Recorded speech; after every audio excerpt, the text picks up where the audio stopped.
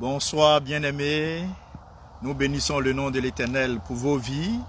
Bienvenue à Consultons la Bible, ce rendez-vous hebdomadaire tous les mardis où nous nous retrouvons pour interroger la Bible sur des éléments de la nature, des éléments de la vie, de notre quotidien, des éléments liés à l'humanité, à notre vie chrétienne, à notre marche chrétienne. Et là, je remercie le Seigneur pour votre fidélité, votre assiduité et votre présence. Aujourd'hui, frères et sœurs, nous allons parler du changement de la nature. Le changement de la nature, est-ce que cela a un impact sur nous? Est-ce que cela a une influence sur la vie spirituelle de chacun d'entre nous? Est-ce que cela doit nous interpeller?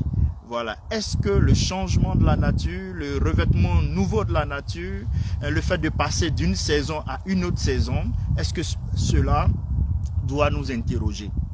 Frères et sœurs, aujourd'hui, oui, saison.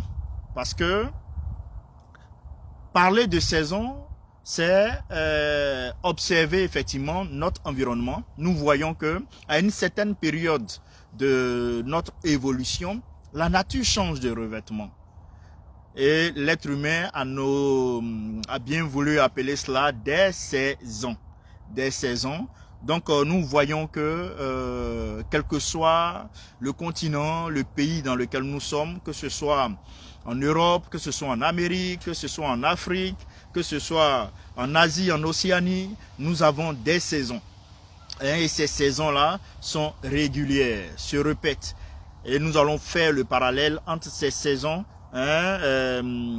charnelles, je vais dire ça comme ça, avec le volet spirituel de la vie chrétienne. Frères et sœurs, est-ce que le changement de la nature doit nous interpeller? À la fin, je pense que nous pourrons donner réponse à cette interrogation. Une saison représente une période marquée effectivement par des événements et des conditions spécifiques. Par des événements et des conditions spécifiques. Et elle peut être physique, c'est-à-dire cette saison-là, comme les saisons de la nature. Voilà. Comme les saisons de la nature, ou spirituelles, comme les saisons de la marche chrétienne. Les saisons de la marche chrétienne, frères et sœurs. Chaque saison a un but précis dans le plan de Dieu. Et là, c'est ce que je veux que tu retiennes. Chaque saison de nos vies a un but précis. Que ce soit la saison physique comme la saison spirituelle, cela a un but précis dans le plan de Dieu. C'est pourquoi nous allons ensemble nous rendre en Ecclésiaste. Ecclésiaste le chapitre 3. Ecclésiaste le chapitre 3, le verset 1 déjà, nous dit ceci. Dans ce monde, il y a un temps pour tout, un moment pour chaque chose. Il y a un temps pour naître, il y a un temps pour mourir, un temps pour planter, il y a un temps pour arracher les plantes.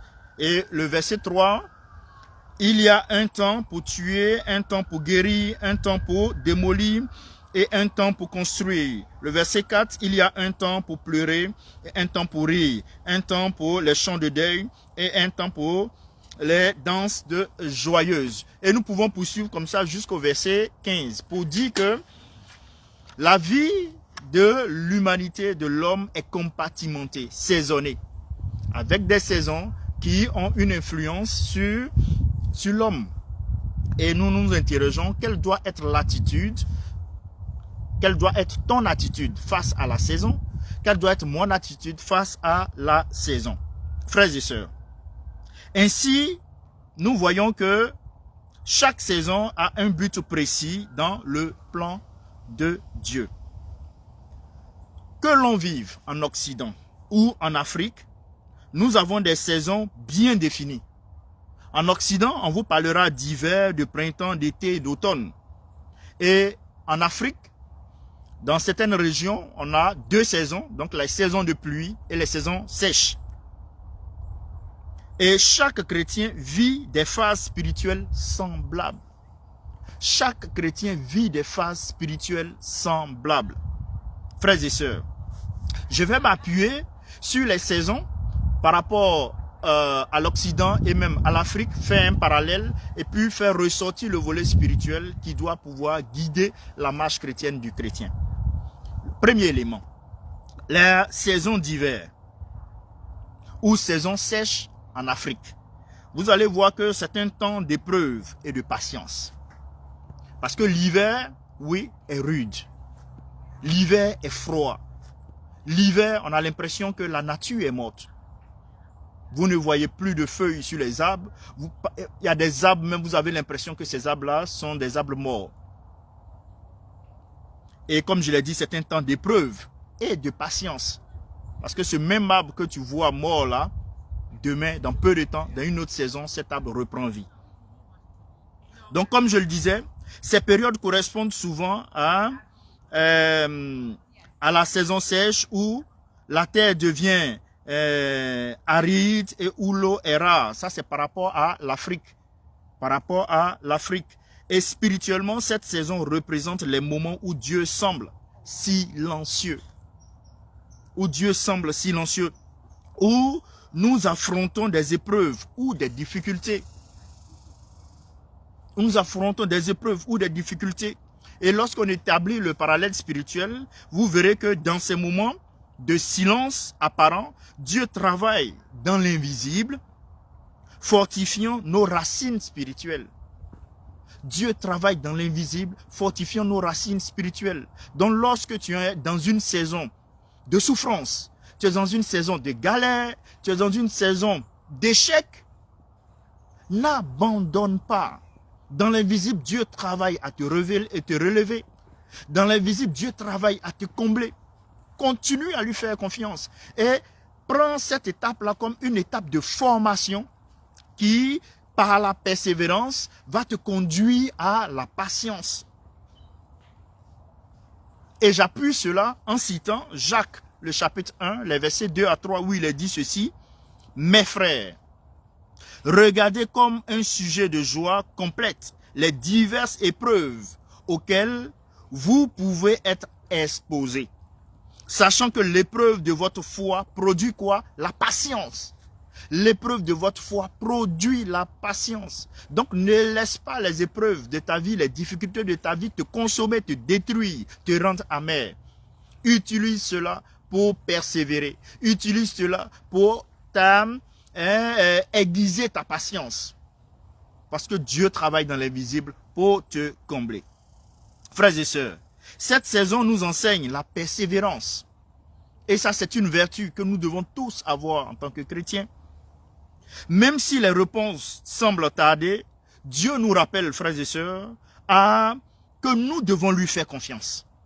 Que tu dois lui faire confiance. Car ce sont des périodes d'attente qui forgent notre caractère spirituel.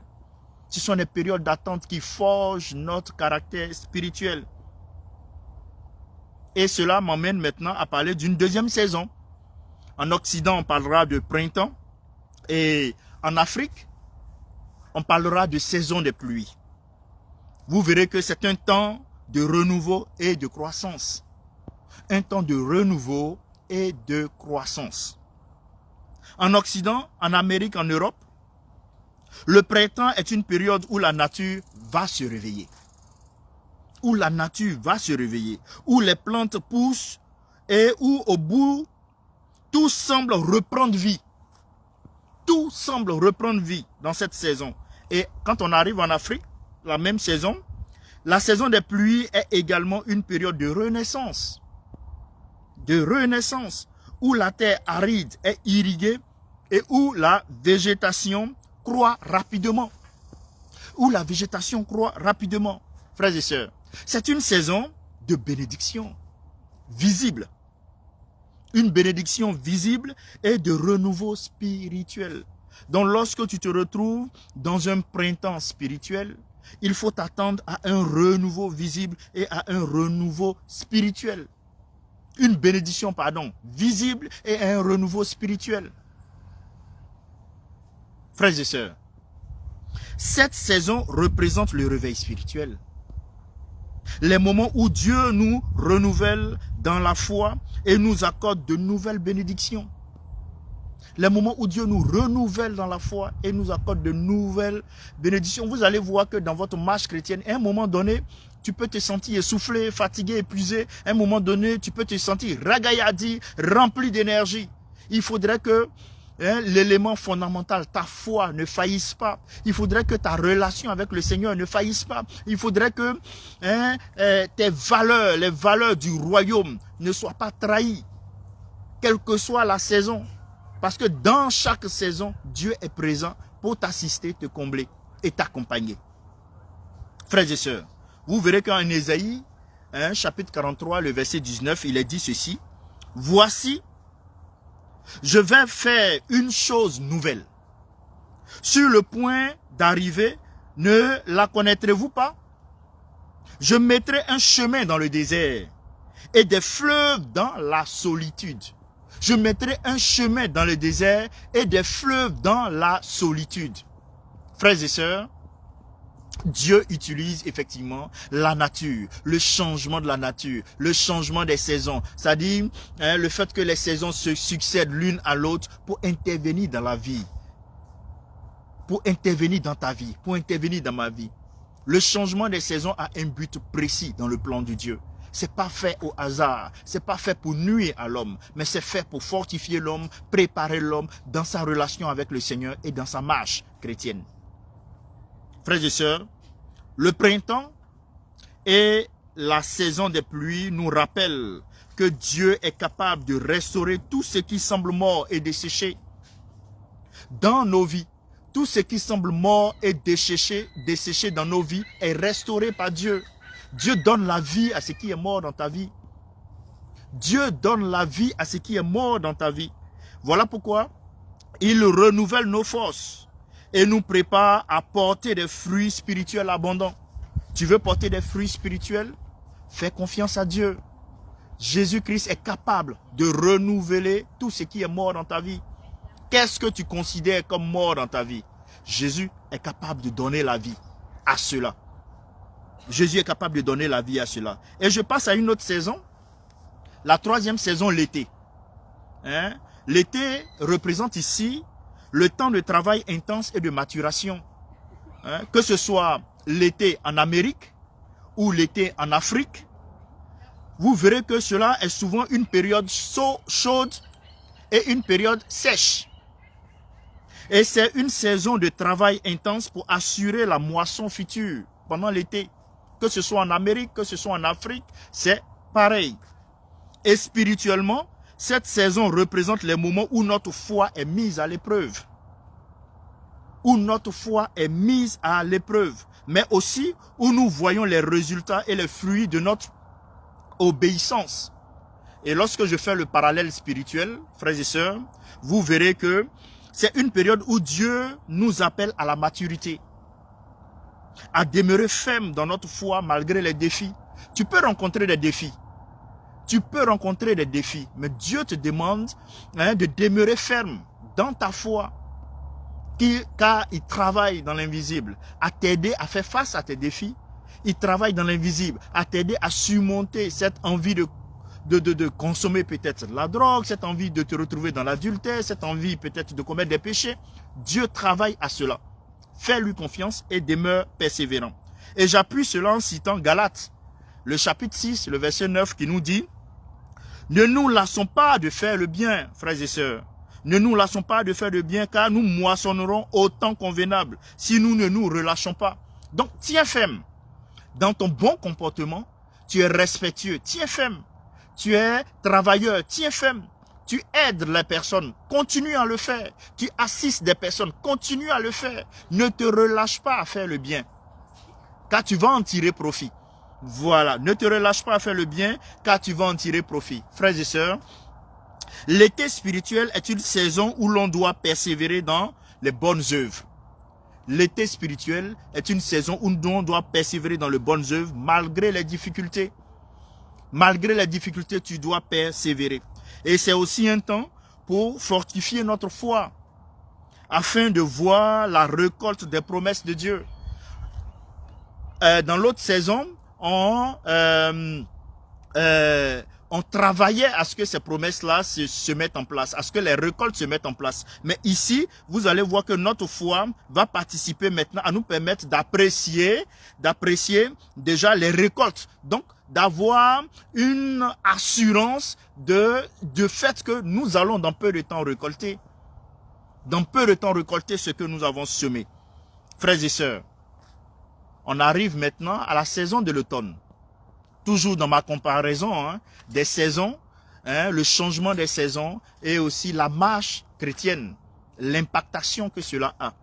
Et là, nous sommes à l'automne. Et en Afrique, automne, on parlera de moisson en Afrique. Et vous reconnaîtrez avec moi que c'est un temps de récolte et de gratitude. C'est un temps où il faut récolter ce que nous avons semé et il faut être reconnaissant vis-à-vis de Dieu. Que ce soit en Amérique, l'automne est marqué par la récolte des fruits mûrs. En Afrique, cela correspond à la fin de la saison des pluies, où les cultures sont prêtes pour la moisson. Spirituellement, frères et sœurs, cela représente les moments où Dieu accomplit ses promesses et où nous récoltons les fruits de notre foi dans l'obéissance. Où nous récoltons les fruits de notre foi dans l'obéissance. Frères et sœurs, c'est une saison de gratitude et de reconnaissance envers Dieu pour tout ce qu'il a accompli dans nos vies. Regarde dans ta vie depuis ta naissance. Ton succès, la santé que tu as, ce n'est pas le fait d'un hasard. Les personnes que tu rencontres sur ton chemin, que tu aimes, que tu apprécies, avec qui tu passes du bon temps, ce n'est pas du hasard. Combien de fois Dieu t'a pas gardé de danger? Ou combien de fois Dieu t'a pas enlevé dans des situations compromettantes, des situations difficiles? Tu te dois de lui être reconnaissant. Et là, 2 Corinthiens, le chapitre 9, les versets 10 à 11 nous disent ceci. Celui qui fournit de la semence au semeur et du pain pour sa nourriture, vous fournira et multipliera la semence et il augmentera les fruits de votre justice. Dieu est avec toi, même encore dans cette saison d'automne. Dieu est encore là avec toi pour veiller. Frères et sœurs, l'automne et la moisson spirituelle sont des temps de réjouissance et de reconnaissance pour tout ce que Dieu nous a donné. Pour tout ce que Dieu nous a donné. Cependant, c'est aussi une saison de transition, où nous devons être prêts à entrer dans de nouveaux défis. Voilà. Dans de nouveaux défis. Et là, si je veux établir des similitudes entre les saisons, que ce soit en Occident et en Afrique, comme j'ai eu à le faire, nous pouvons retenir ceci. Bien que les saisons physiques diffèrent en termes de climat, que ce soit en Occident et en Afrique, les saisons spirituelles sont universelles pour tous les croyants. Pour tous les croyants. En Afrique, on ne va pas avoir d'hiver. On ne va pas avoir d'hiver. Mais pour tous les croyants, quel que soit le sol sur lequel tu es, quel que soit le pays, le continent sur lequel tu es, les saisons spirituelles sont les mêmes, sont universelles, frères et sœurs. Sont universelles. Que l'on vive dans un climat tempéré ou tropical, Dieu nous fait traverser des phases de silence, de croissance, de travail intense et de récolte. L'important, frères et sœurs, c'est de savoir discerner la saison dans laquelle on se trouve et d'y répondre en conséquence. Donc la problématique, la grande question qu'il faut se poser, c'est dans quelle saison je me retrouve, dans quelle saison? Dans quelle saison suis-je? Ou même mieux, si vous voulez, comment discerner la saison dans laquelle je suis? Comment discerner la saison dans laquelle je suis? Voilà pourquoi j'aurai des messages où le Saint-Esprit va nous guider dans apprendre à discerner les saisons de nos vies. Apprendre à discerner les saisons de nos vies. Parce que lorsque tu discernes la saison de ta vie, tu pourras apporter la réponse, le comportement, l'attitude adéquate pour pouvoir tirer profit de cette saison. Frères et sœurs, tu te dois de connaître la saison dans laquelle tu te trouves. Tu te dois de connaître la saison dans laquelle tu te trouves. Même lorsqu'on prend le corps humain, à un moment donné, l'évolution nous dit que nous sommes à l'étape de la saison. Lorsqu'un enfant naît, de faire les 4 pattes. Après ça, on passe à une saison où il apprend à marcher. Après ça, il va apprendre à courir. Après ça, il va apprendre à marcher en toute sécurité.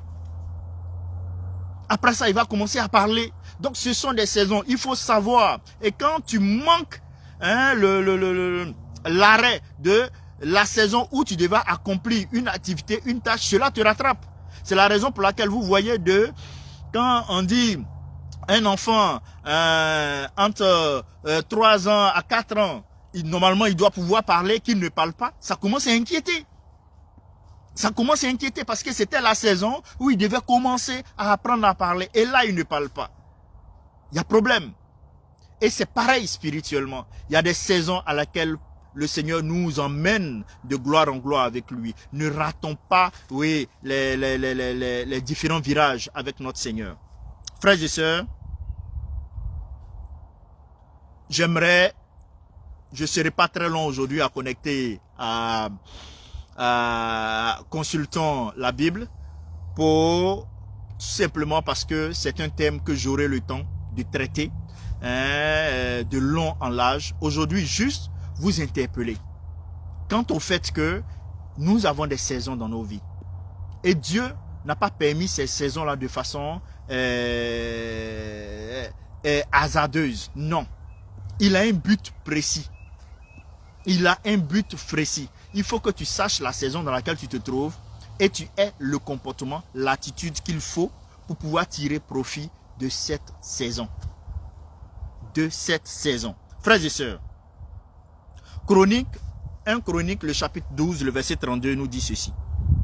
Des fils d'Issachar ayant l'intelligence des temps pour savoir ce que devait faire Israël. Vous voyez, ici ce passage nous dit que un groupe d'Israélites à qui Dieu a donné la capacité de discerner le temps. C'est-à-dire, soit c'est le moment de déménager, soit c'est le moment de se marier, soit c'est le moment d'aller là, soit c'est le moment d'évangéliser, soit c'est le moment de bâtir. Donc, cela nécessite une sagesse. Cela nécessite l'intervention du Saint-Esprit dans ta vie. Et comme les fils d'Issachar, frères et sœurs, nous sommes appelés à discerner les saisons dans nos vies, afin de comprendre ce que Dieu attend de nous à chaque moment. Ce que Dieu attend de nous à chaque moment. Que nous soyons dans une saison de repos, que nous soyons dans une saison de croissance, que nous soyons dans une saison de travail, que nous soyons dans une saison de moisson, faisons confiance à Dieu, sachant qu'il est le maître de chaque saison. Oui, aujourd'hui vous allez voir, un jeune va grandir, une jeune fille, un jeune homme, ils vont grandir à un moment donné, ils vont passer la phase du célibat, il va arriver la saison où ils doivent se marier, ils vont rentrer dans le mariage. Et ceux-là qui ratent le virage, vous voyez, après peine. D'autres aussi vont faire leur formation. Au moment où il faut rentrer dans le cadre du travail, ils vont rater le virage. Ou d'autres même doivent poursuivre leur formation, aller un peu plus loin par rapport à d'autres. Mais ils se disent, comme l'autre travail, il faut que je m'y engage. Non, c'est peut-être pas ta saison de travail. Mais avec le Saint-Esprit, donné par notre Seigneur Jésus, tu peux discerner la saison. Et non seulement tu discerneras la saison, mais tu pourras avoir l'attitude adéquate. Comme les fils d'Issachar. Comme les fils d'Issachar. Tu pourras dire, c'est le moment de faire ceci. C'est le moment d'intervenir. C'est le moment d'agir. C'est le moment de réagir. C'est le moment de garder silence. Parce que de la même manière, Dieu nous permet de rentrer dans des saisons de repos.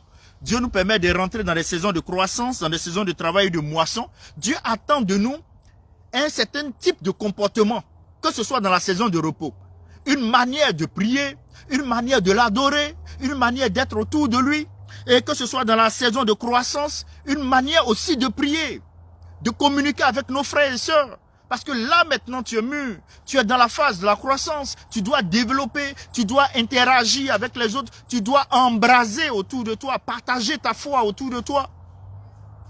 Et il faut avoir la connaissance de cela. Sinon, tu ne pourras pas agir comme Dieu veut que tu agisses. Tu te diras que c'est juste un temps de repos.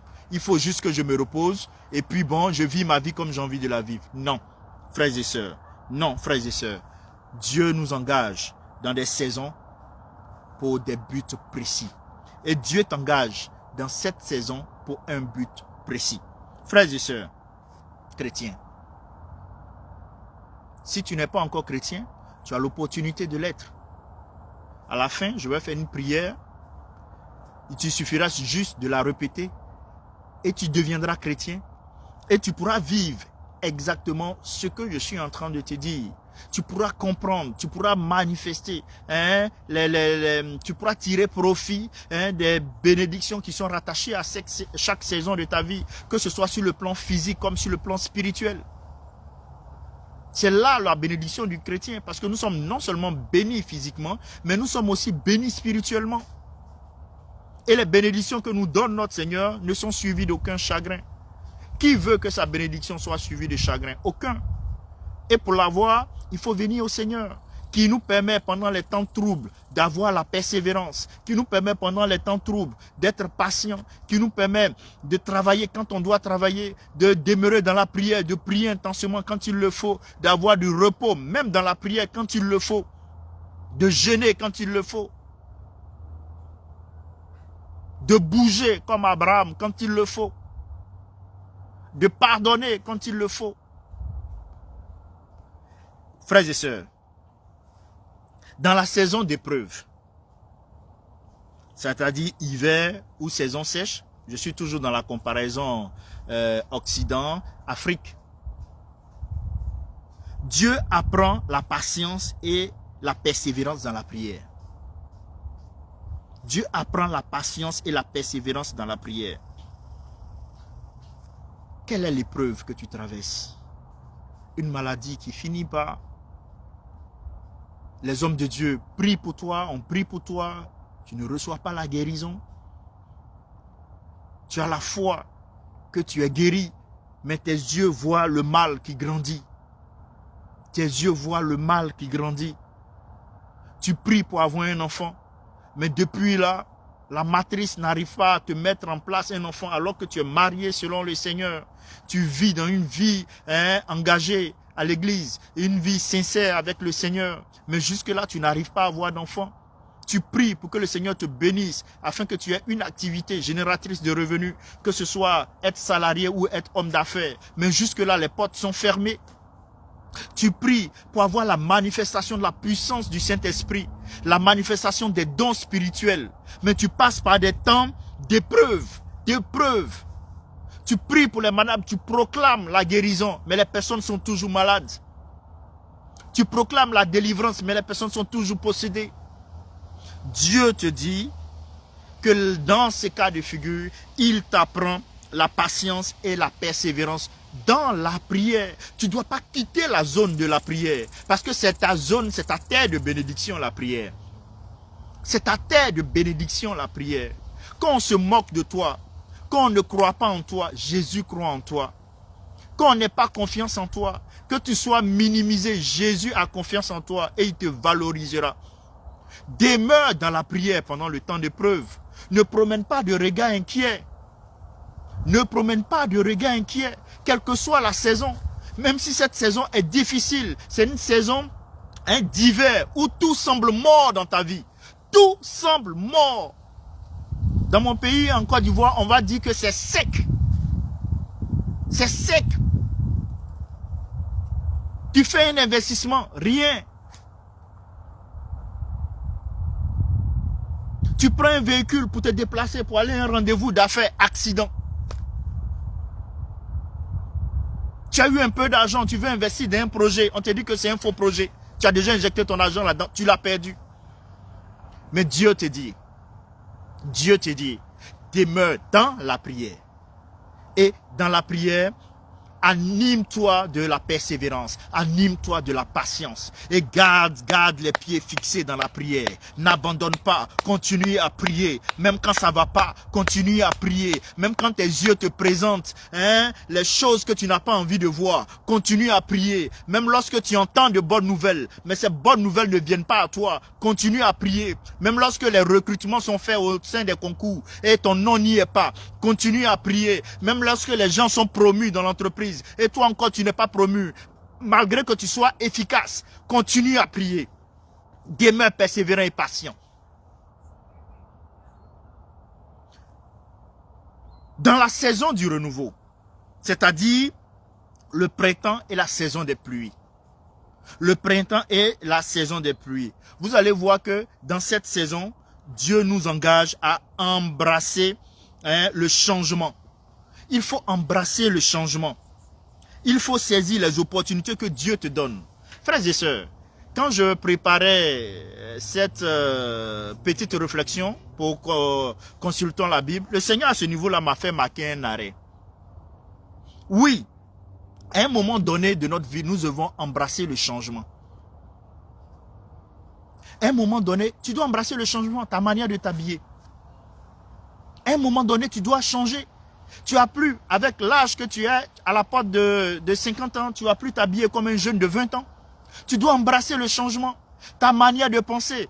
Romains 12, le verset 2 nous dit que nous ne devons pas nous conformer au siècle présent, mais nous devons avoir l'intelligence renouvelée par le Saint-Esprit. Mais toutefois où ton intelligence sera bloquée par ta culture, ton intelligence sera bloquée par tes émotions, ton intelligence sera bloquée par ton confort. Tu vas stagner parce que tu vas rater des arrêts, des différentes saisons dans lesquelles tu devais avoir une croissance en termes de bénédiction, en termes d'élévation. Nous devons embrasser le changement, pas comme nous le voulons, mais comme Dieu le veut. Dieu veut des changements dans nos vies. Voilà pourquoi il dit qu'avec lui, on évolue de gloire en gloire. Mais si on évolue de gloire en gloire, c'est qu'il y a des changements. On passe d'un certain niveau à un autre niveau. Mais pourquoi est-ce que toi, tu ne veux pas changer?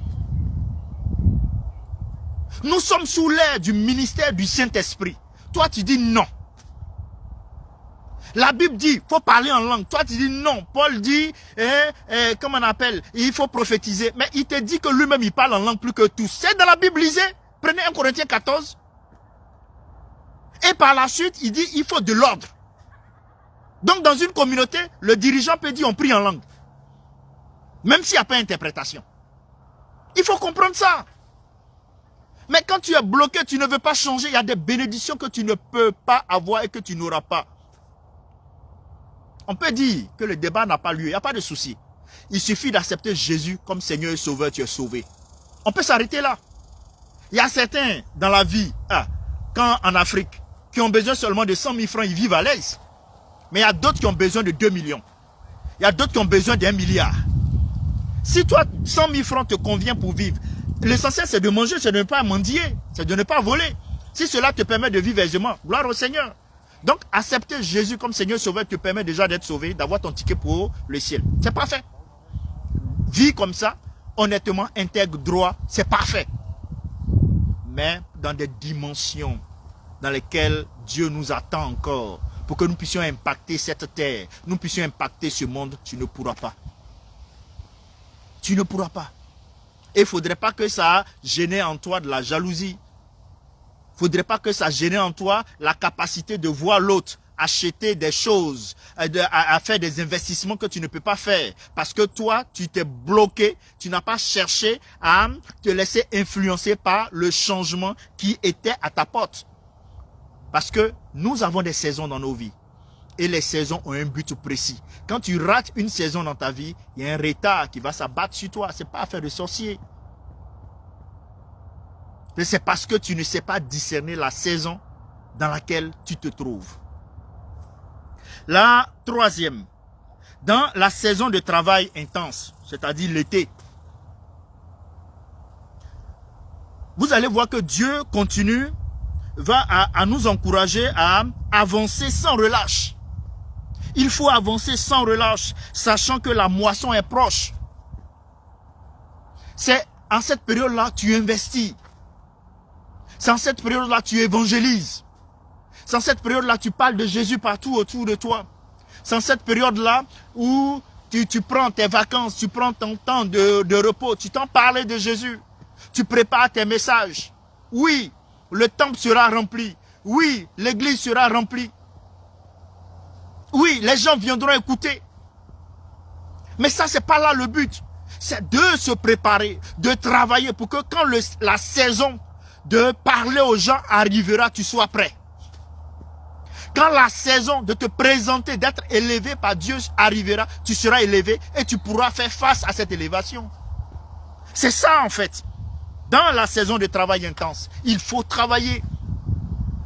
C'est comme un élève qui doit préparer par exemple son examen de fin d'année. Mais durant toute l'année scolaire, il va étudier pour préparer l'examen d'un jour ou l'examen de 4 jours.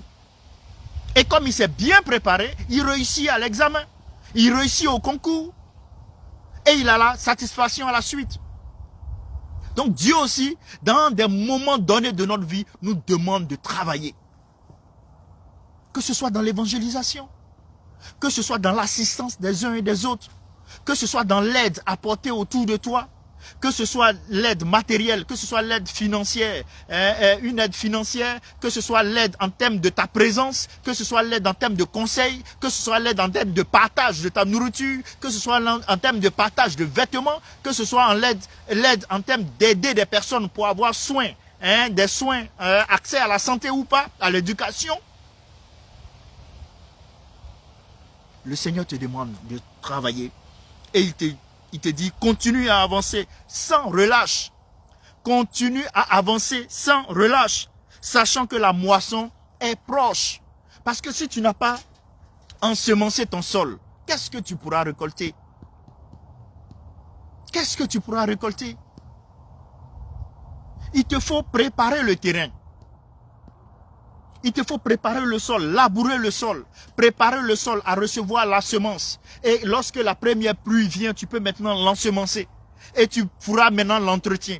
Tu fais maintenant l'entretien en temps voulu, tu verras que l'ensemencement effectué va commencer à germer. Tu fais l'entretien encore. Tu suis la croissance de ta culture, de ton champ. Et viendra le temps de la récolte. La dernière saison. Dans la saison de récolte, frères et sœurs, c'est-à-dire l'automne. Actuellement où je vous parle, nous sommes en automne. Vous allez voir que les arbres sont en train d'arborer. Permettez que je tourne ça. Vous allez voir la beauté des arbres. Les feuilles vertes deviennent orange. On a la beauté. Et c'est comme ça, toute la nature se revêt. Et cela m'a permis, parenthèse rapidement, de comprendre ce que la Bible disait en parlant de la beauté des lys des champs. Par rapport à Salomon, Dieu revêt de beauté la nature. De beauté la nature. Et il peut encore te revêtir de façon extraordinaire, te bénir de façon extraordinaire, te combler de façon extraordinaire. Père, lorsque nous sommes, frères et sœurs, dans la saison de la récolte en automne, vous verrez que c'est un moment où nous devons être reconnaissants et nous préparer pour de nouvelles bénédictions. Mais tu dois être reconnaissant. Tu te dois d'être reconnaissant, mon frère et ma sœur. Tu te dois d'être reconnaissant. N'attends pas toujours de recevoir de l'autre. Même quand tu reçois, toi donne quelque part. Quand tu reçois, toi donne quelque part. C'est aussi un pan de la reconnaissance. Mais quand tu reçois, bénis le nom de Dieu et dis merci à la personne. Honnêtement. La reconnaissance, ce n'est pas forcément de recevoir tout le temps de la personne. Je suis reconnaissant quand je pense aussi à la personne. Il faut prier pour la personne. Il faut prier pour l'État, le gouvernement. Il faut prier pour les structures autour qui participent à une certaine paix, qui participent à un certain équilibre. C'est ça, être aussi reconnaissant. C'est pas seulement lorsque tu as reçu quelque chose dans l'immédiat, tu as dit merci, c'est fini. Non, je lui ai dit merci. Non, il faut prier pour la personne. Il faut faire des proclamations dans la vie de la personne. Pour que là où elle est, elle soit toujours en santé. Pour que là où elle est, elle soit continuellement bénie. Parce que cette personne qui s'est souvenue de toi, lorsqu'elle est bénie, elle se souvient de toi. Donc plus qu'elle sera bénie, elle se souviendra davantage de toi. Donc tu dois même fléchir les genoux pour cette personne. Prier plus pour la personne qu'elle-même ne prie pour elle-même. C'est ça aussi être reconnaissant. Et comme on te fait du bien, toi aussi fais du bien autour de toi. C'est ça aussi être reconnaissant. Et vous voyez que Dieu a un but précis, un plan précis. Et il crée un équilibre, quel que soit le continent, quel que soit le pays dans lequel nous sommes. Les saisons sont équilibrées et se succèdent. Et les saisons préparent un lot d'épreuves, préparent un lot de bénédictions. Frères et sœurs, chaque croyant peut ainsi être encouragé à comprendre que Dieu guide chaque étape de sa vie. Dieu guide chaque étape de sa vie. Et que quel que soit l'endroit du monde où tu te trouves, mon frère et ma sœur, Dieu est fidèle pour accomplir ses promesses dans les différentes saisons spirituelles. Quel que soit le lieu où tu te trouves, tu es dans mon village, tu es dans un campement, tu es dans le désert, tu es en Antarctique, tu es sur l'eau. Dieu est fidèle pour accomplir ses promesses dans ta vie. Fais-lui confiance. Voilà pourquoi je vais t'inviter, mon frère et ma soeur, toi qui entendras ce message, parce que certainement certaines personnes vont te l'envoyer, ou peut-être sur les réseaux sociaux tu vas trouver cela, qui n'est pas chrétien, le Saint-Esprit te permettra d'avoir un break, un arrêt là. Je veux que tu fasses cette prière pour devenir juste chrétien. C'est à ton avantage. C'est à ton avantage. Tu peux dire simplement ceci avec moi. Seigneur Jésus, je suis un pécheur. Je reconnais que sans toi, je ne peux vivre de façon aisée. Et je te demande aujourd'hui de prendre mon cœur, de pardonner mes péchés, de faire de moi une nouvelle créature et de m'aider à marcher comme tu veux que je puisse marcher. Je veux te connaître davantage, Jésus. Je veux marcher avec toi, Jésus. Aide-moi. Ne m'abandonne pas. Je fais de toi aujourd'hui mon Seigneur et mon Sauveur. Et je veux que ma vie soit pleinement dirigée par toi. Amen. Une prière simple. Mais avec cette simplicité qui incarne même l'une des vertus de notre Seigneur Jésus. Il était sur la terre, Dieu présent sur la terre, mais simple. Simple. Humilité. Donc cette prière simple fait de toi un chrétien. Aussi simplement. Et là maintenant, si tu n'es pas rattaché à une église, cherche une bonne église où on enseigne Jésus, où on reconnaît Jésus comme Dieu. Jésus est Dieu. Où on reconnaît le ministère du Saint-Esprit.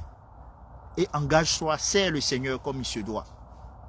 Aide les personnes autour de toi. Parle de l'évangile. Évangélise. Forme-toi. Lis la Bible. Chaque jour, médite la Bible, jour et nuit. Et parle de Jésus autour de toi. Tu verras combien de fois tu auras la force pour surmonter les défis dans ta vie. Tu verras combien de fois tu pourras apprécier cette vie qui entrevoit déjà la gloire céleste qui arrive. Que le Seigneur nous bénisse et que le Saint-Esprit nous aide à discerner les saisons dans nos vies. J'aurai en 2025, ça va être le thème de l'année 2025. Nous allons de bout en bout enseigner sur comment discerner, apprendre à discerner les saisons de nos vies par le Saint-Esprit. Et nous saurons, oui, discerner les saisons pour marcher d'une manière qui glorifie le Seigneur. Que le Seigneur vous bénisse. Je vous remercie pour votre attention. Merci pour votre fidélité à Jésus et que sa grâce repose toujours sur vos vies et que là où vous êtes, selon vos besoins, il puisse les combler pour sa gloire et pour votre bien. Excellent Père, c'est dans le nom de Jésus que nous avons fait ce message. Amen. Soyez tous bénis et à très bientôt. C'était Consultons la Bible. Rendez-vous hebdomadaire chaque mardi. Nous nous retrouvons à 7 h pour bénir le nom du Seigneur. À bientôt. Bye.